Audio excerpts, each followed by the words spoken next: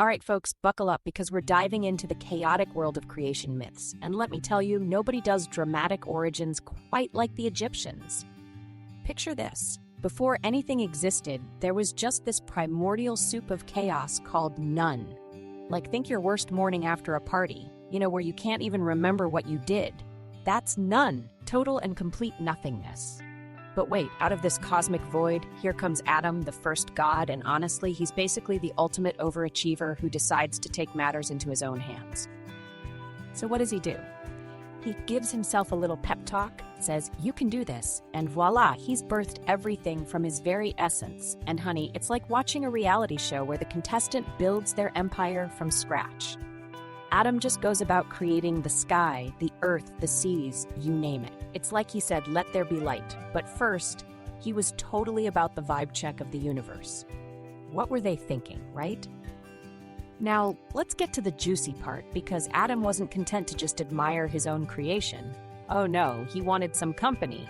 So he creates a couple of other deities. First, he sneezes out Shu, the god of air, bless you, Atum, and then he coughs out Tefnut, the goddess of moisture. Like, seriously though, is this how we're creating gods now? Imagine if that trend caught on, "Oh, this week I feel a deity coming on from my allergies." But girl, that's not the end of it. Shu and Tefnut end up getting lost in the chaos, and now Atum's going through some classic dad panic. How did we get here? A little godly parental anxiety, if you ask me. Atum's out there searching the universe, and boy, does that feel relatable. Ever lose your kid in the grocery store? Yeah, kind of like that, minus the celestial drama, but still stressful.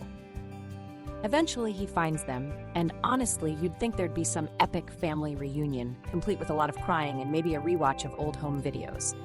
But no, more gods spawn, and soon there's a whole pantheon. Talk about an endless family tree. Ancestry.com would have a field day.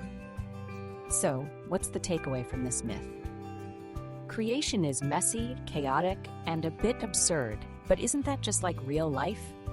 We're all out here trying to create something meaningful, and sometimes it feels like we're just sneezing gods into existence. So the next time you find yourself overwhelmed by your own messy chaos, just remember, Atum wasn't perfect either, and it turned out fabulous. What's your creation story going to look like?